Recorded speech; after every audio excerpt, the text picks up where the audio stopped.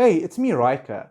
Today we're going to do a hero guide on Lucretia, the queen of all the Hypogeans. So when we click on her, we can see that she is a ranger hero and that she wears agility or leather-based gear. So let's have a look at her skills. Her ultimate ability is, the first time Lucretia uses her ultimate, she absorbs the 2 revolving skulls that start with her when she starts on the battlefield, and she absorbs their energy until the end of battle. After absorbing the skulls, Lucretia's life leech is increased by 40, and her energy recovery is increased by 50%. Afterwards, each time she uses her ultimate skill, she deals 280% AoE damage, area of effect damage to nearby enemies, and this is increased through skill ups and levels that she has. Now, one of her normal abilities, she uses this ability called Hellfire. Flames encircle Lucretia for 10 seconds, dealing 60% damage every 0.5 seconds to enemies in close proximity to her. Enemies affected by Lucretia's flames have their defense rating decreased by 15% for 2 seconds. This skill can be stacked. The damage of this ability is increased to 70%. Level 3, damage Lucretia receives while the flames are present is reduced by 20%. And level 4, the damage is increased to 90%. Now, the Death Wish ability, Lucretia marks the enemy with the highest attack rating and hunts them until the end of their death. So anywhere that the enemy is positioned, whether it be back row, front row, your enemy, your side of the battlefield, she will mark them with a skull and she will instantly teleport on that enemy and start attacking them. When Lucretia is hunting down the enemy target, the target's damage is reduced by 30%. If the enemy formation includes a Zafrael, who is a celestial, Lucretia shall prioritize her attacks against Zafrael above all other enemies. Damage to hunted enemy is increased by 40% during hunting phase. The damage Lucretia receives is reduced by 20% for the first 5 seconds of the hunting phase. And the skill up or engravings, the damage Lucretia receives is reduced by 20% for 7 seconds. This is increased from 5 seconds. Now, her passive, these are the 2 skulls that start with her. When positioned on the front line, the Skull of Treachery is activated, raising Lucretia's dodge by 50 points and her tenacity by 20 points. When positioned on the back line, the Skull of Destruction is activated, raising Lucretia's attack speed by 15 points and her crit damage amplification by 30 points. The effects of both skulls are simultaneously activated after Lucretia uses her ultimate skill for the first time. When on the front line, activating the Skull of Treachery, so this simply just increases her dodge and tenacity, and level 3, when on the back line, increases the attack speed and crit damage amplification. Now with the level 4, this is received through engravings. When on the front line, this increases her stats by dodge and tenacity when upgraded to the specific level. Now let's have a look at her signature item. Now she gains a decent amount of HP, attack, and crit. And let's have a look at her signature item. So when you unlock her signature item, Lucretia gains 150 energy points per second over 5 seconds when a non-summoned ally dies for the first time. So as you can see, this revolves extremely around her ultimate. So as soon as she uses her ultimate, she essentially becomes a powerhouse and allows it to essentially ramp up and keep on using her ultimate ability through this signature item. At level 10, when any non-summoned ally dies, Lucretia attack rating is increased by an additional 30% for 20 seconds. This skill can be stacked. So if 4 allies die, that is a total of 120% increased attack power for 20 seconds. So this is the time durations for each individual that dies calculated for them respectively. When any non-summoned ally dies, Lucretia's haste is increased by 8 points for 20 seconds. So similar to the first effect, this can be stacked. When any non-summoned ally dies, Lucretia's attack rating is increased by 50% for 20 seconds. This skill can be stacked as well. So this is essentially a buff over this. So this can be a 200% increase in damage for Lucretia. Now let's have a look at her furniture. Now all of her abilities revolve around her ultimate. So essentially a signature item and her furniture buff her ultimate and her abilities in order to allow her to essentially cheese the enemies. When Lucretia has used the ultimate skill a combined number of 1 times, the effects of Hellfire, so this is a normal attack ability, are strengthened, and enemies that are damaged by that have their energy recovery rates reduced by 50%.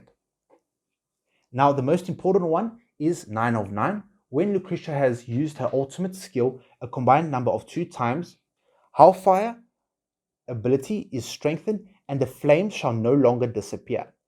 Enemies that are damaged by the flames are unable to use their ultimate for a short duration. So this is extremely powerful in fighting a Thorin or any hero that has a channeled based ability, as this can cancel out or interrupt that specific ultimate.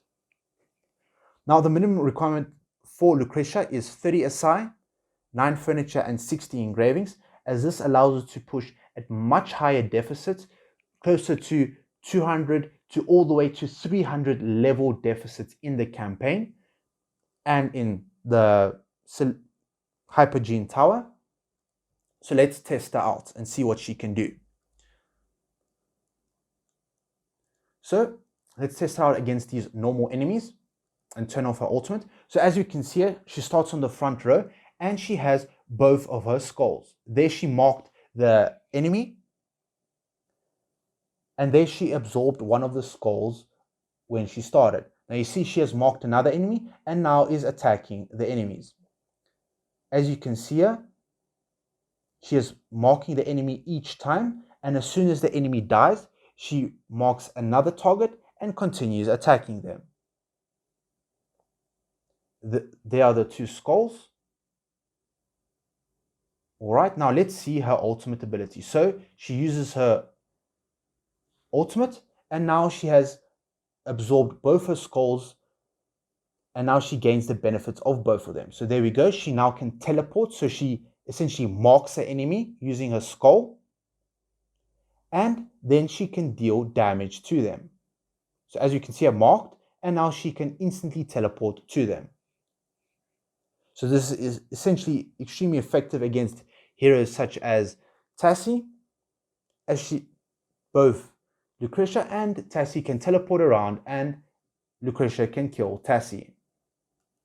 Alright, so let's have a look at a couple of enemies. So we are going to have a look at testing Lucretia in the various fields in the game. So this is King's Tower. Here's the heroes and the relative investment that I have in each hero with their signature item, furniture, and the relative relics that I'm using.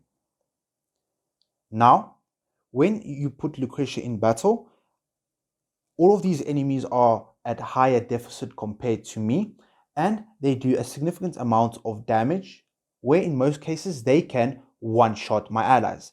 As you can see here, both Albedo and Grizzle died. Lucretia gained a significant amount of energy, used the ultimate nearly instantly as soon as she walked into battle, and now she's slowly killing off the enemies. Now, Brutus has his shield up and he has the highest attack power amongst all the enemies, and Lucretia is currently targeting him and cancelling his ult, as you can see here, over the little fire over his head. Now, the next one, we're going to check another stage and see how Lucretia works as well. So essentially, once Lucretia is ulted 2 times, she'll completely cancel any ult that she is or any hero that Lucretia is currently fighting. So As you can see here, Lucretia instantly teleports to Isabella. And because Grisel instantly died, this allows Lucretia to gain a significant amount of energy through her signature item. Now Ainz is ulting. However, this did not kill all the enemies, and now Lucretia will keep on dealing damage. You see, another hero died, and Lucretia keeps on ramping up her damage, haste, and energy as her allies die, and this allows her to keep on essentially dealing damage and surviving the enemies. There we go, and she was easily able to finish off the rest of the enemies. Now we're going to have a look at another field in the game, the Hypogean Tower, where essentially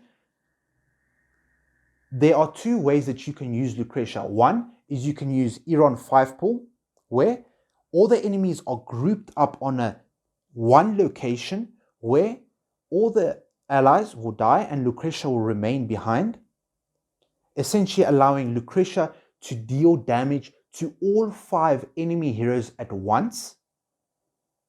And this allows her to cancel 5 ults instead of her needing to teleport around, as you can see in the video.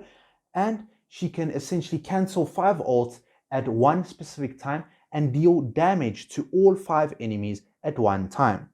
Now, in these two, the King's Tower and the Hypogean Tower, I'm using a method called essentially cheesing, where all my 5 allies will die and Lucretia will essentially get full energy, use her ultimate, and start picking off one by one of the enemies.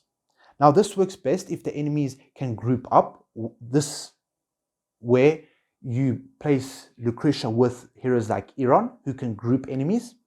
And this can be increased even to 5 pull by having Skriath in your formation. Essentially, Skriath moves the back 2 allies, enemy heroes, to the center.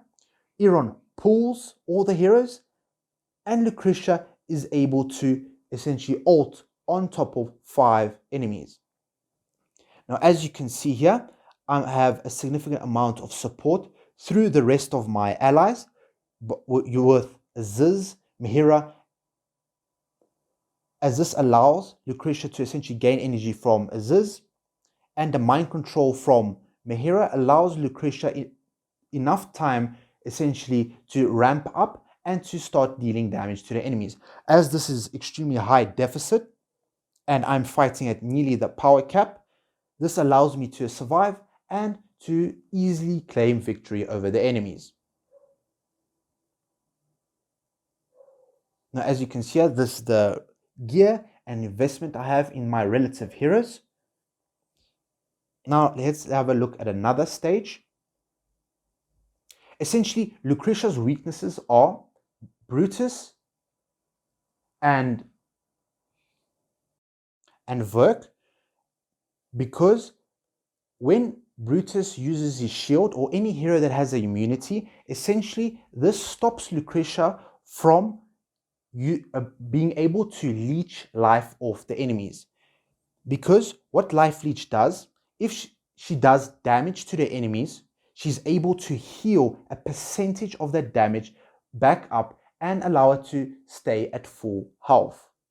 Now, immunity essentially cancels this effect and essentially stops Lucretia from healing, and therefore Lucretia is not able to kill that specific enemy.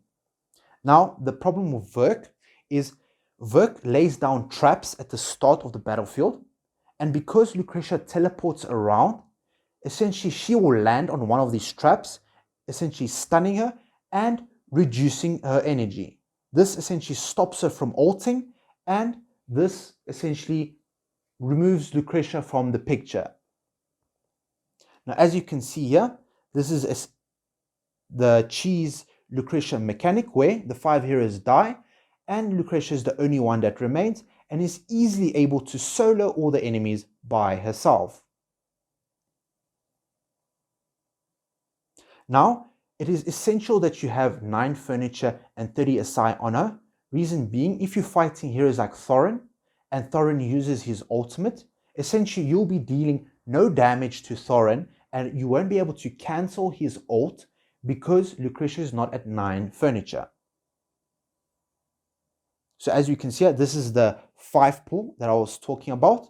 Essentially, Iran pulls, all your allies die, essentially the cheese mechanic, and all the enemies are nicely grouped up for Lucretia to easily ult and essentially take out all the enemies by herself.